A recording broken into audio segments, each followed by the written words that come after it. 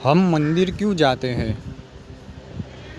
मंदिर जाने के पीछे हमारा उद्देश्य क्या होता है? अपने दिल पर हाथ रख के सच्चे मन से ये बात कहिएगा कि आज तक आप जितने भी बार मंदिर गए हैं, क्या आप सिर्फ भगवान के दर्शन करने के लिए गए हैं? क्या आप अपने हरि के, अपने ईश्वर से मिलने या सिर्फ उनके दर्शन पाने के लिए गए हैं?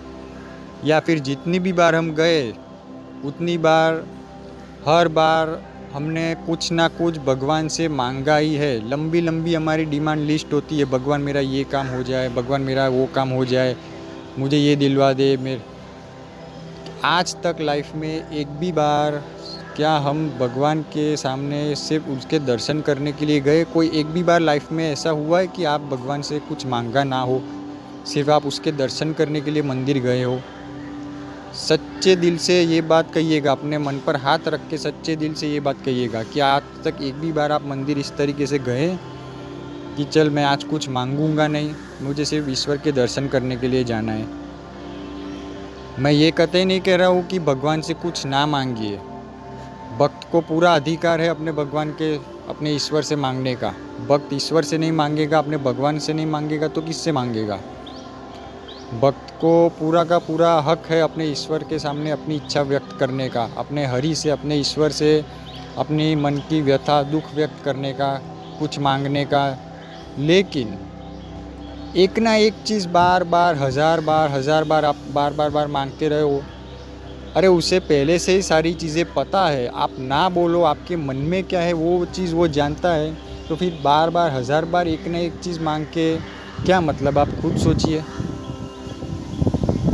जिसे आपका भूत भविष्य वर्तमान पहले से ही सारी चीज़ें पता है, आपका जन्म नहीं हुआ था, इस जन्म के उपरांत आप क्या थे, इस जन्म के पूर्व जन्मों में आप क्या थे, उसके पिछले जन्मों में आप क्या थे, सारा लेखा जोखा जिसके पास है, उस जिसे आपका भूत भविष्य वर्तमान तीनों चीज़ें पहले से पता है, तो क्या वो ये चीज़ नहीं जानता होगा कि इस वक्त आपके ऊपर क्या गुज़र रही है, इस वक्त आपके हालात क्या है और आपको किस चीज़ की इस वक्त ज़्यादा ज़रूरत है?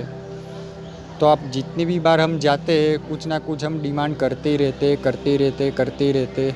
भगवान से मांगिए, ईश्वर से मांगने में, प्रार्थना करने में, अपनी मन की इच्छा व्यक्त करने में कोई बुरी बात नहीं।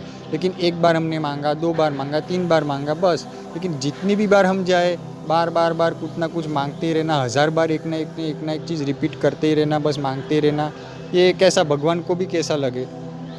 आपका कोई दोस्त हो, आपका कोई रिलेटिव हो, रिश्तेदार हो नज़दीक का, आपसे मिले और मिलते ही हर बार आपसे कुछ ना कुछ मांगे, बस मिलते ही मांगना शुरू करे, तो सोचो हमें कैसा लगता है? आपका कोई दोस्त रिश्तेदार हो नज़दीक का और वो हमसे बार, जितनी भी बार मिले उतनी बार कुछ ना कुछ मांगे, तो हमें नहीं अच्छा लगता ना? तो सोचो भगवान को ये सारी चीज़ें कैसी लगती होगी? जिसने पूरा यूनिवर्स, जिसने रचा है, जो ये त्रिलोक का स्वामी है, जिसे आपका भूत भविष्य वर्तमान तीनों चीज़ें पहले से पता है, तो उसे अच्छे से पता है कि इस वक्त आपको किस चीज़ की सबसे ज़्यादा ज़रूरत है, आप किस सिचुएशन से गुज़र रहे हो, किस हालात से आप गुज़र रहे हो, आपकी मन की व्यथा पहले से उसे पता है और आपके साथ भविष्य में क्या होने वाला है वो भी उसे पता है। तो फिर बार 1000 बार एक ना एक चीज़ कह के, ये बात थोड़ी छोटी नहीं लगती आपको? कि जिसे पहले से ही सारी आपके पूर्व जन्मों का लेखा जोखा, कर्मों का जिसे पता है, वो जानता है कि किस कर्मों का किस पाप आज आपको भुगतना पड़ रहा है, किस जन्म का किस कर्म के वजह से आज आपके ये हालात हुए हो, और फिर भी हम 1000 बार वही ना वही रिपीट करें, तो ये बात थोड़ी बराबर नहीं लगती। ये तो फिर वही बात हो गई कि भाई एक बैचलर मास्टर डिग्री ली हो, जिसने ग्रेजुएशन बैचलर मास्टर डिग्री ली हो, उसे ये कहा जाए कि भाई तू सीनियर जूनियर केजी की एग्ज़ाम दे, A for apple, B for ball, इस तरीके की एग्ज़ाम के लिए उसे बिठाया जाए। ये तो बात वही हो गई। अपने हरि से, ईश्वर से अपना दुख व्यक्त कीजिए, आप मांगिए, लेकिन एक बार मांगिए, 2 बार मांगिए। उसे पता है, उससे उसकी योजना, उसके प्लान हमसे कई गुना ज़्यादा बड़े होते हैं। उसकी लीला हम नहीं समझ पाएंगे, उसकी लीला वो जाने। भगवान की लीला हमारी समझ में नहीं आएंगी, हम उस स्तर, उस लेवल पर नहीं पहुँचे। उसे अच्छे से पता है कि हमने जो सोचा है उससे भी कहीं गुना ज़्यादा वो उसके प्लान बड़े होते हैं, वो कहीं गुना ज़्यादा देने की हमें वो सक्षम है। हमने तो हमारी जो सोच होती है उससे भी वो कहीं गुना ज़्यादा देने के लिए वो तत्पर है। हम जितनी भी बार मंदिर जाते हैं, हम मंदिर के बाहर देखते हैं कि कुछ भिखारी लोग बैठे होते हैं, भीख मांगते हैं, तो हम उन्हें देखते ही हम कई बार कहते हैं, जितनी भी बार हम जाए हमें 2-4 दिख जाते हैं इस तरीके से भिखारी मांगने वाले, तो हम उन्हें देख के ही हर बार कहते हैं कि इनका तो रोज़ का है, चलो इनका तो रोज़ का है, चलो इनका तो ये धंधा है, रोज़ का मांगना है। हर रोज़ इस तरीके से बैठे ही रहते हैं मंदिर के बाहर मांगने। हम उन्हें भिखारी कहते हैं, उनसे हम उन्हें ये कहते हैं कि हर रोज़ इनका तो रोज़ का है। तो हम रोज़ मंदिर जाकर क्या करते हैं?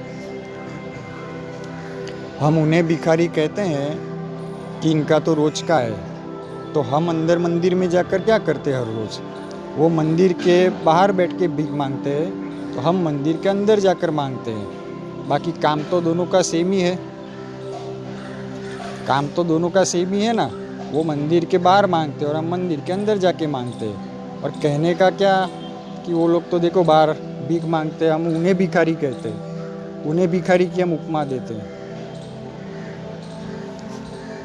एक बार, सिर्फ एक बार मंदिर, आप भले हफ्ते में 2 बार जाते हो, 10 दिन में 1 आध बार जाते हो, या फिर महीने में 3-4 बार जाते हो, लेकिन एक बार मंदिर इस तरीके से जाइएगा कि जिस दिन आप हर रोज़ मांगिए भगवान से, मैं मना नहीं कर रहा हूँ, अपने मन की व्यथा दुख व्यक्त कीजिए, लेकिन एक दिन ऐसा निकालिए कि जिस दिन मैं मंदिर जाऊंगा तो भगवान से कुछ नहीं मांगूंगा, सिर्फ अपने हरि के दर्शन के लिए जाऊंगा, हाथ जोड़कर उन्हें प्रणाम करूंगा और नमस्ते कहूंगा, बस।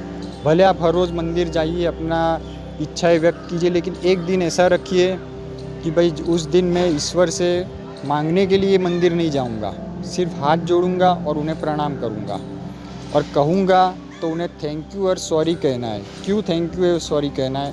थैंक यू इसलिए कहना है क्योंकि मुझे इस मनुष्य अवतार में जन्म दिया, मनुष्य योनि मुझे मिली। मनुष्य अवतार में जन्म होना सबसे बड़ा सौभाग्य की बात होती है, क्योंकि हम मनुष्य ही है जिन्हें मोक्ष का अधिकार है। हम मनुष्य को जिस तरीके की बुद्धि मिली हुई है, क्या किसी और प्राणी पशुओं पक्षियों को मिली है उस तरीके की बुद्धि? हम मनुष्य अच्छे अच्छे कर्म करके, पुण्य दान करके, भक्ति भाव द्वारा हम मोक्ष को प्रदान हो सकते हैं।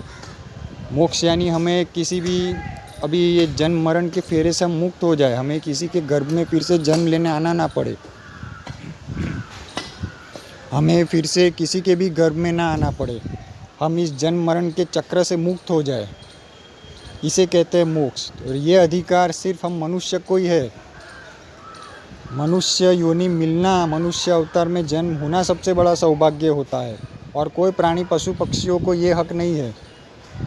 ना उन्हें भक्ति हो सकती है पशु पक्षियों से, ना उन्हें मोक्ष के लिए जिस तरीके से हम मनुष्य अच्छे अच्छे कर्म करके, पूजा पाठ भक्ति करके मोक्ष प्रदान, मोक्ष के पात्र बन सकते हैं, उस तरीके से कोई प्राणी पशु पक्षियों को ये उस तरीके की बुद्धि, उस तरीके का वो प्राप्त नहीं हुआ है जो हमें मनुष्य को मिला है। तो इसलिए अपने ईश्वर से, हरि से थैंक यू कहिए हर रोज़ कि धन्यवाद, मुझे आपने मनुष्य योनि में जन्म दिया कि मैं अच्छे कर्म करूं, पुण्य दान करूं, हो सके उतना लोगों के काम आऊं और भक्ति करके मोक्ष को प्रदान हो जाऊं, मोक्ष मिले मुझे, और मुझे किसी के भी गर्भ में फिर से आना ना पड़े, इस जन्म मरण के चक्र से ही मैं मुक्त हो जाऊं। और सॉरी इसलिए कहिएगा भगवान से कि भाई मुझसे जाने अनजाने में जो भी पाप हुए, कई पाप होते हैं हमारे अनजाने में भी, हम रास्ते पर चलते हैं तो चलते हुए भी रास्ते पर छोटी छोटी चींटियाँ होती है, या चींटियों से भी ज़्यादा कई सूक्ष्म जीव होते हैं जो हमारे पैरों तले कुचले जाते हैं।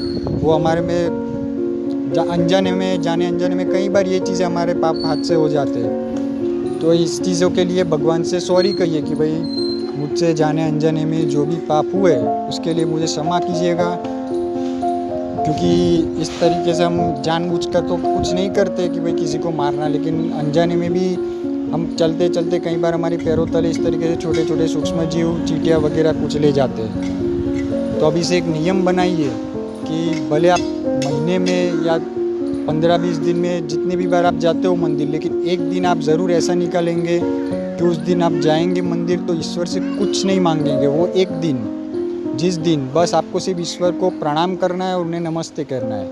अपने भगवान से दर्शन के लिए जाएंगे, उन्हें हाथ जोड़कर प्रणाम करेंगे, नमस्ते करेंगे और कहना है तो सिर्फ थैंक यू कहना है और सॉरी कहना है, बस।